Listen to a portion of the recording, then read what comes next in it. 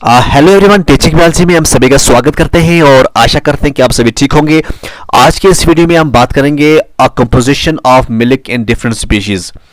बहुत सारी स्पीशीज हैं, उनके अंदर डिफरेंट कंपोजिशन आपको देखने को मिलेगा। जैसे यहाँ पे मैंने इस वीडियो में जो हम बात करेंगे ह्यूमन, काउ, बफेलो, गोट, ठीक है, जिसका सबसे ज़्यादा दूध जो है वो मार्केट के अंदर आपको देखने को मिलेगा या आपको घरों के अंदर देखने को मिलेगा, तो उसी के बारे में हम बात करेंगे। और आप जानते हैं मिल्क क्या होता है। Milk is secreted by memory gland. Memory gland से ये सिक्रेट होता है और इसे ऑलमोस्ट एक कंप्लीट नेचर फूड कहा जाता है। माँ का जो दूध होता है, जो न्यू बर्न बेबी के लिए जो स्टार्टिंग का दूध होता है, उसमें क्लोस्ट्रम कहा जाता है। उसको क्लोस्ट्रम इसलिए कहा जाता है क्योंकि उसके अंदर बहुत अच्छे खासे एंटीबॉडीज़, जो हैं बॉडीज़ जो हैं वहाँ पे एंटीऑक्सीडेंट्स होते हैं जो न्यू बर्न बेबी के इम्यून सिस्टम को बड़ा स्ट्रांग करते हैं। ठीक है, तो यहाँ पे हम देखते हैं कि composition of milk in different species. जैसे यहाँ पे जो है कॉन्स्टिट्यूएंट्स कौन से हैं, ह्यूमंस के अंदर कितना है, काऊ के अंदर, बफेलो के अंदर, गोट के अंदर। ठीक है, वाटर की बात करें, ह्यूमन के अंदर जो मिल्क होता है, कंपोजिशन जो देखा गया है उसमें 87.6% जो है वो होता है। काउ के अंदर भी 87 पॉइंट होता है, बफेलो के अंदर 83 होता है, गोट के अंदर 87% होता है। अगर हम टोटल सॉलिड की बात करें, यहाँ पे 12.4 होता है, यहाँ पे 12.8 होता है, बफेलो के अंदर सबसे ज़्यादा होता है 16.5 और गोट के अंदर भी 13.0 देखने को मिलता है।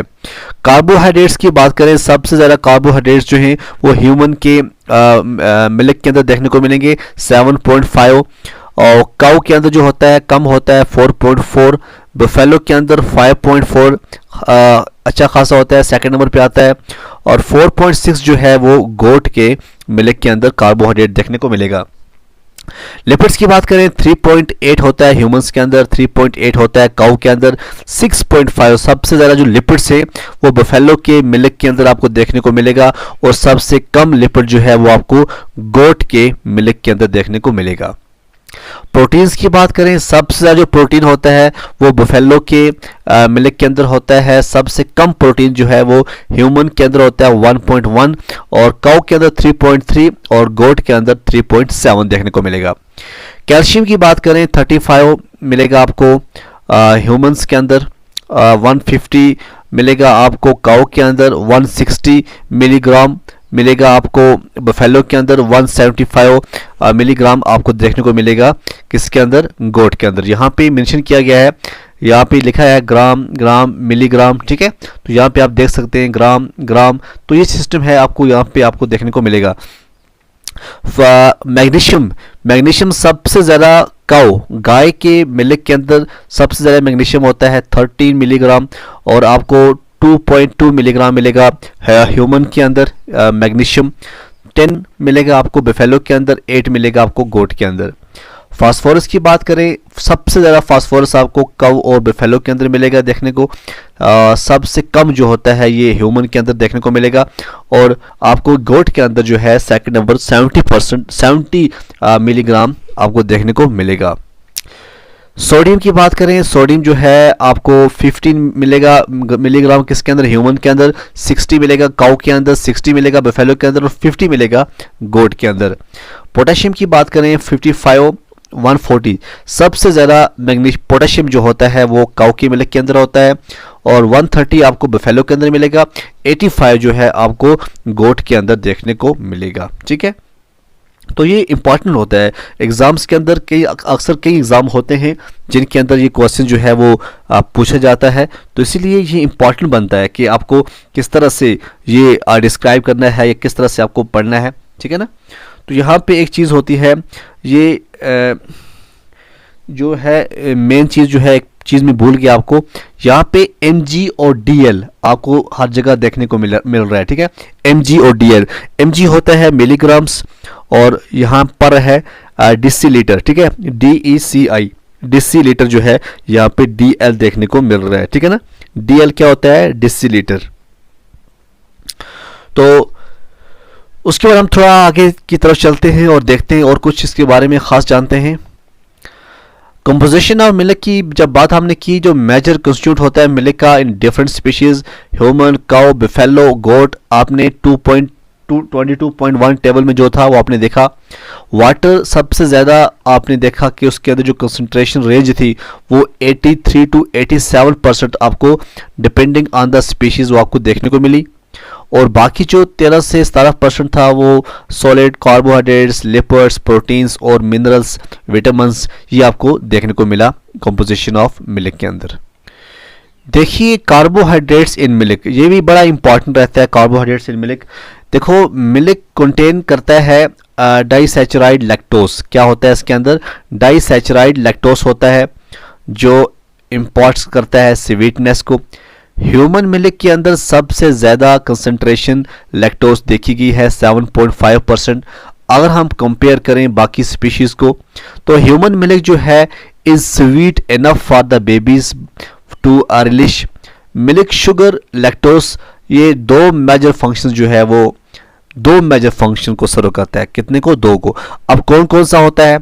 सबसे पहला जो होता है वो होता है ये प्रोवाइड करता है ग्लैक्टोस, जो कि structure unit for the growing infants.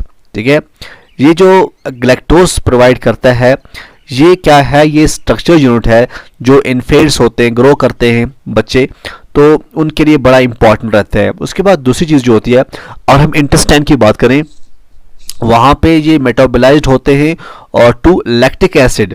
अब इससे क्या होता है, जो हार्मफुल बैक्टीरिया हैं उनको एलिमिनेट करने में इंपॉर्टेंट रहता है। ठीक है, इसके लिए। उसके बाद है लिपिड। हमने पढ़ा कि लिपिड जो है मिल्क के अंदर क्या इंपॉर्टेंट है। लिपिड की बात करें, lipid in the milk are dispersed as small globules. Okay, milk fat जो है mainly composed of tri acyl glycerols, mono and di acyl glycerols. और वो कौन से हैं? उसमें से आपको मिलेंगे also present trace quantities fatty acids found in milk, mostly medium और शॉर्ट चेन एंड सैचुरेटेड, जैसे palmitic acid, myristic acid, stearic acid, lauric acid and butyric acid, oleic acid and unsaturated fatty acids also वहाँ आपको देखने को मिलेंगे। उसके बाद important रहता है जी प्रोटीन का। ठीक है, और हम प्रोटीन की बात करें, जो मेजर मिल्क प्रोटीन होता है वो कौन होता है? कैसीन होता है। ठीक है ना, कैसीन जो है मेजर प्रोटीन आपको मिल्क के अंदर देखने को मिलेगा अबाउट 80%। एंड लैक्टोएल्बुमिन जो होता है वो भी होता है। स्मॉल कंसंट्रेशन ऑफ एंजाइम्स जैसे प्रोटेसेस, लाइपेस, लाइसोजाइम्स, ये भी आपको स्मॉल अमाउंट में देखने को मिलेंगे।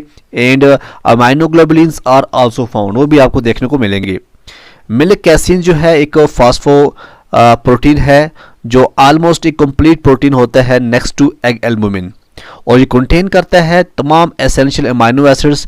It is present in milk in the form of aggregates called amycils. The white color milk is due to dispersion of calcium caseinate amycils. तो देखो आपने देखा होगा जो मिल्क होता है वो वाइट होता है। मिल्क वाइट क्यों होता है? क्योंकि उसके अंदर जो कैसिनेट मैसेल्स होते हैं, इसी वजह से वो होता है। अब वे प्रोटीन की बात करें, अगर मिल्क जो है acidified, if milk is acidified, casein जो है वो gets precipitated at isoelectric point, pH होता है इसका 4.7, और सुपरनेटेड फ्लूइड कंटेन करता है वे प्रोटीन 20% ऑफ मिल्क प्रोटीन। ये इंक्लूड करते हैं लैक्टोएल्बुमिन, लैक्टोग्लोबुलिन और बहुत सारे और भी एंजाइम्स। मिनरल्स की बात करें मिल्क के अंदर, मिल्क जो होता है रिच इन कैल्शियम की हमने पढ़ा, मैग्नीशियम पढ़ा, फास्फोरस, ठीक है, पोटेशियम, क्लोरीन, और milk is a poor source of iron and copper. तो इसमें आयरन और कॉपर आपको बहुत कम दाम में देखने को मिलेगा, बहुत ज़्यादा नहीं मिलेगा। विटामिन्स की बात करें, चाहे फैट सोल्यूबल हो, वाटर सोल्यूबल हो, इसके अंदर पाए जाते हैं खासकर। हाँ, लेकिन अगर हम बात करें विटामिन सी बहुत कम होता है, डिफिशिएंट होता है। विटामिन सी जो है आपको देखने को वहाँ पे ना के बराबर देखने को मिलेगा। उसके बाद है कैलोरीफिक वैल्यू ऑफ मिल्क क्या होता है। ठीक है, कैलोरीफिक वैल्यू जो है मिल्क की क्या होती है, इसमें आपको क्या पढ़ना है। Due to variability in the nutrient composition, carbohydrates, fats and proteins, the calorific value of milk from different species varies. तो ये रहता है 70 कैलोरीज पर 100 ml। ठीक है, while for buffalo milk is around 95